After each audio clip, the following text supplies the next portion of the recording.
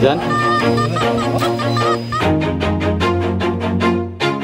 Always do it on my own, so I gotta get through it. And the only thing I know is to love what I'm doing. Never give up, never slow, till I finally prove it. Never listen to the... So let's start!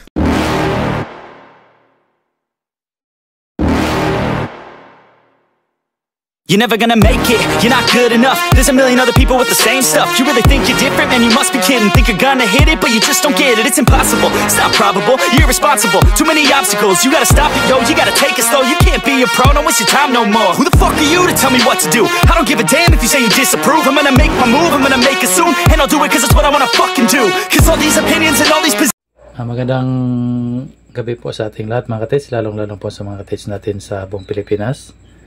So for today's video mga katits ay magde-demo tayo ng isang tungkod na scanner. So kita nyo yung natin dito, meron tayong GDRADS dowsing detect na locator. So ito naman yung natin, yung Goldprey B9. So dual sensor to mga katits, so up to 70 feet yung kaya niya. So ang didemo muna natin ngayon is itong yung tungkod lang. So muna natin yung yung parts ng ating 3D scanner na tungkod. So ito yung niya, yung power button, tsaka yung push button, at tsaka yung charging port. So ito lang. Tapos yung dito, yung parang may siya, bulsa, at saka may yung niya, yung sling, parang sling. So ang gagawin natin muna, so dual dual system, pwede to sa laptop at saka sa cellphone o Android. So ang gagawin natin ngayon is i-pairing muna natin siya sa laptop. A few moments later. So yan mga katits, lang pala, single software lang pala yung compatible nun. So gagamitin natin dito yung yung Sager 3D. So gagawin natin, on pa rin natin yung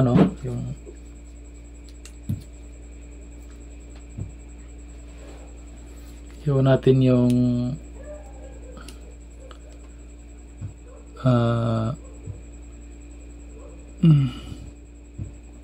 scanner natin, tapos set up natin yung Bluetooth.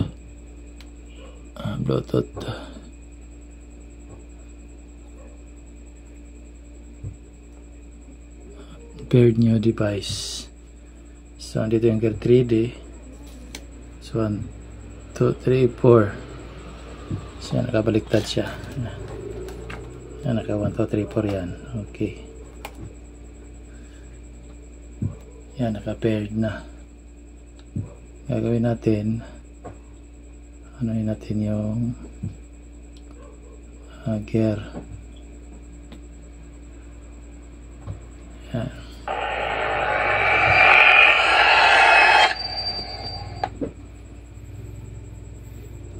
So, list, tapos select devices.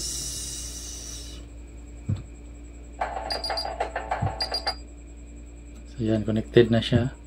Tapos next. Tapos yung number of lines natin is 2 lang.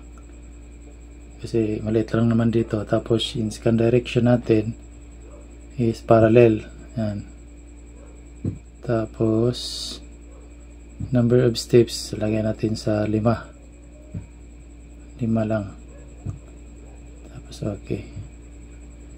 Yan. Gawin natin, pindutin lang to. Yan. Yan, lumabas na. Ganun lang siya kadali mga katits. Yan, tingnan nyo. Pipindutin lang siya. Yan.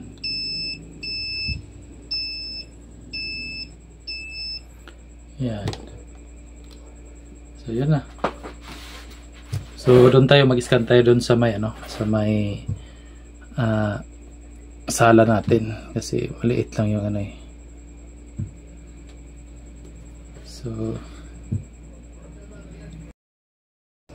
so dito tayo sa mga katits, sa malapad. So mag-new tayo uli, back natin yan, tapos back. So yan, connected siya. Tapos next. Tapos number of lines, gawin natin ano, medyo malapad dito. Gawin natin 3. Tapos scan direction yan, parallel yan. Parallel. Tapos ano, dito yung number of steps, gawin natin 10. Yan. Number lines, okay. Yan, okay. So yan, gagawin lang natin. I-condutin lang tong ano, itong scan button. Yan.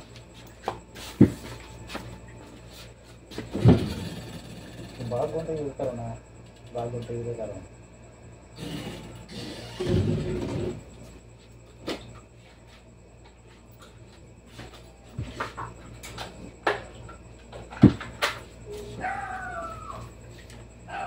Gagawin natin mga tets, ito lang. Ito, yan. Yan.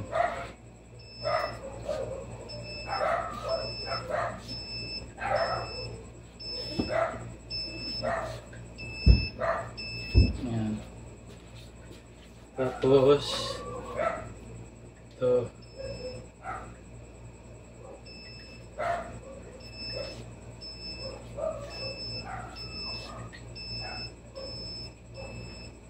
So dapat ang pag-scan nito mga tets, from left to right tayo. Kasi yung scan result niya galing sa kaliwa papuntang ano, papuntang kanan.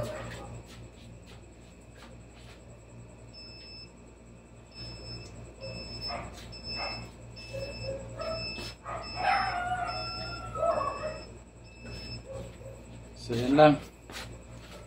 So stop natin. Off natin to, off siya, off.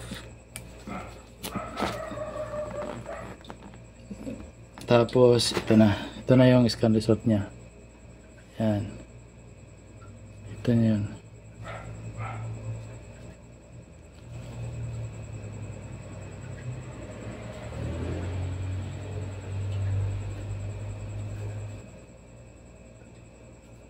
So kayo na lang mag-ano dito mga katits. Yan. So dito sa may red, kita yan, 8.5 meters. Yan, naka 8.5 meters yan. 8.5 meters. So meron siyang ano, mahagip dito. So ano to, metallic object yung kulay pula. So ang ano natin dyan, hindi natin pwedeng hukayin yan, kaya ano, wala tayong pang-confirm na ano, locator. So ito lang mga katits, yung ano natin, hanggang dito lang. So maraming salamat sa panonood. A few moments later. So isang ano pa lang mga katits, isang demo pa. Kasi ano doon sa loob ng bahay. So ang gagawin natin, try natin dito mag-scan sa dito kasi may kanal to dito eh. So ang gagawin natin, try natin kung makikita ba niya yung ano, yung void. So scanin natin.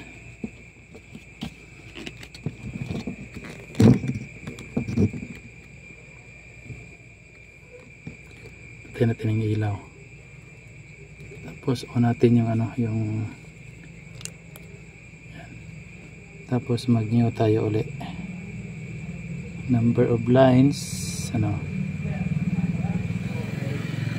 ang gawin natin ano to, medyo malapad to eh, gawin natin siguro mga 6 kasi 8 lang, 8. Tapos 4 na step lang.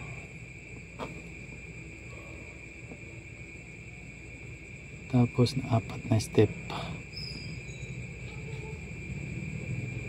4 na step. Okay. So yan.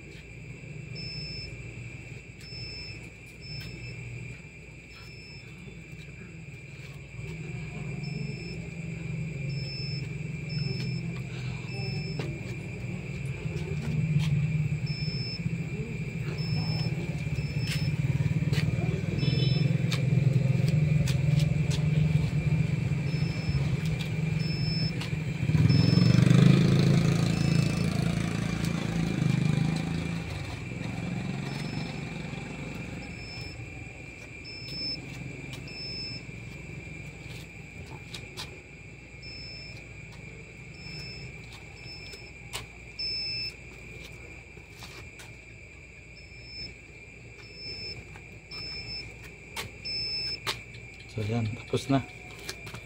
Tapos na mga katits. So off na natin to.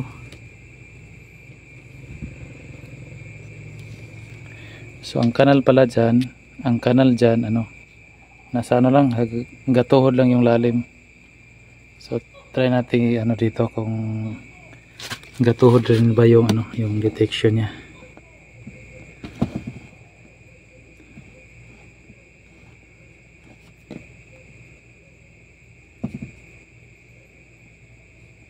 Yan.